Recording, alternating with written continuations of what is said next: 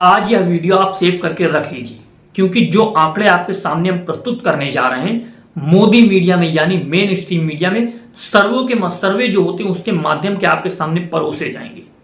उसके आधार पर जो विधानसभा चुनाव होने वाले हैं इन आंकड़ों को आपके सामने फेंका जाएगा और इस आधार पर फेंका जाएगा कि आप उस जाल में फंस जाएंगे। इस तरह से बीजेपी कार्य करती है और जिन नारों को वो गढ़ती है और मोदी मीडिया में वो उछाल दिए जाते हैं, जनता के बीच में परोस दिए जाते हैं, जिससे उसको एक अलग तरीके से फायदा होता है। 2024 के चुनाव में देखा कि 400 पार का जो नारा दिया गया बीजेपी के माध्यम से उससे उसको 240 सीटें प्राप्त हो गई, वरना 200 के नीचे वो जाने वाला था। उसी आधार पे जो सर्वे दिखाए जा रहे थे आपने देखा कि वो कैसे ध्वस्त हो गए थे। अब सर्वे फिर से आना शुरू हो जाएंगे। क्यों? क्योंकि विधानसभा के चुनाव आने वाले हैं, ऐलान हो चुका है। 2 राज्यों का ऐलान हो गया है, जम्मू कश्मीर और हरियाणा का। इन दोनों की हम बात करेंगे, जम्मू कश्मीर के सबसे अंत में बात करेंगे। लेकिन आप ये सोचिए, जब प्रधानमंत्री नरेंद्र मोदी 15 अगस्त को लाल किले की प्राचीर से कह रहे थे कि एक देश में एक चुनाव होना चाहिए, चुनाव एक साथ हो जाने चाहिए, तो उस समय जब चुनाव आयोग से पूछा गया तो वो चुनाव आयोग ने घोषणा की और महाराष्ट्र और झारखंड को छोड़ दिया। क्यों? क्योंकि महाराष्ट्र और झारखंड में तो अभी खेला करना बाकी था। आज ही आपने देखा किस तरह से झारखंड से खबरें आने लगी और चंपई सोरेन दिल्ली में उपस्थित हो गए। उन्होंने किस तरह से अपने झारखंड मुक्ति मोर्चा का झंडा अपने ट्विटर हैंडल से हटा दिया है और वो सारी चीजें कैसे परत दर परत खुलती हुई दिखाई दे रही हैं। महाराष्ट्र में भी जो खेला हुआ है और किस आधार पर उसको और परिपक्व बनाने की कोशिश की जाएगी यह भी आप देखेंगे।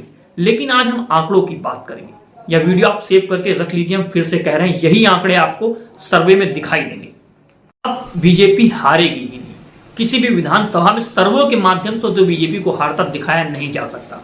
क्यों? क्योंकि मोदी मीडिया पूरी तरह से उसी में तब्दील हो चुका है। उसी आधार पर खबरें आपको दिखाएगा, वही मुद्दे बनाना तय करेगा। लेकिन जैसा हमने कहा कि आज हम आंकड़ों के माध्यम से समझेंगे। क्या आंकड़े कहते हैं कि सर्वे के हिसाब से जो है कि हरियाणा में 90 में से 42 सीटें बीजेपी को मिल जाएंगी। पहले सर्वे में बता दिया गया है और इसका जो परसेंटेज है 35 से 36% वोट बताया जा रहा है।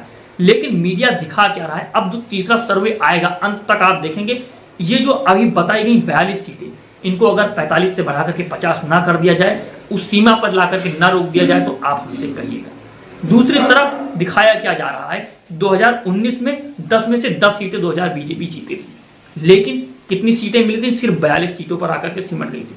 अब 2024 का जो चुनाव हुआ था 10 में से 5 सीटें मिली, लेकिन बताया जा रहा है कि 50 सीटें आ जाएंगी, सरकार बीजेपी अपने बहुमत पर बना लेगी।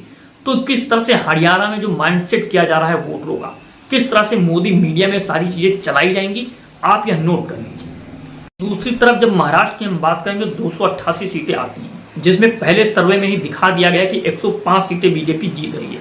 और यह सर्वे अंत तक, तीसरा सर्वे जब आएगा मेन स्ट्रीम मीडिया में, जो मोदी मीडिया में दिखाया जाएगा, उसमें दिखा दिया जाएगा कि किस तरह से बीजेपी पूर्ण बहुमत में आ जाएगी, अपने एनडीए के साथ वो 160 सीटें जीत जाएगी। यह आपको आने वाले सर्वे में दिखाई देगा। वो दिखा देगी कि किस तरह से शिवसेना जो शिंदे की वो कम से कम 25 सीटें जीतेगी।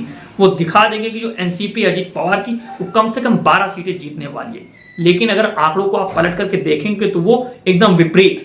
2019 में 103 सीटें किस तरह से जीती गई और उन पर जो चर्चा हुई, अब ये बताया जा रहा है कि 26% वोट आ जाएगा और इसको तीसरे फेज में ला करके 29% तक खड़ा कर दिया जाएगा।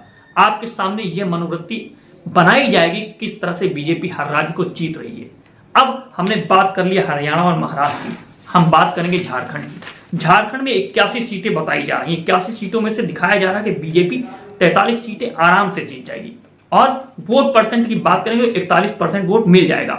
लेकिन आप देखिएगा तीसरा सर्वे जो आएगा झारखंड को लेकर के, तो वहां पर 49 सीटें आराम से दिखा दी जाएंगी बीजेपी जीत रही है और जो बढ़ता हुआ परसेंटेज वोट है उसको भी दिखाने की कोशिश की जाएगी।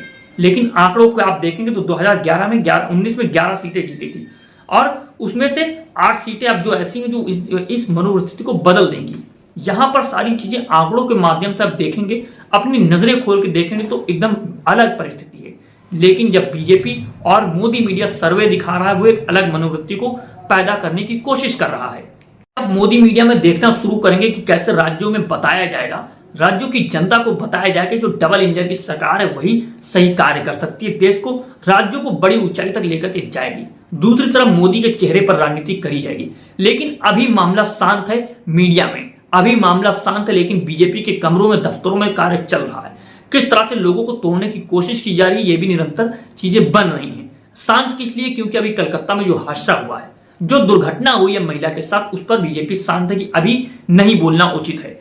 दूसरी तरफ आप देखेंगे तो यूपी में फटकार मिल गई कोर्ट के जरिए, जो 59,000 शिक्षकों की भर्ती हुई थी उस पर भी रोक लगा दी गई, उस पर फिर से निर्णय लेने का कार्य किया जाएगा।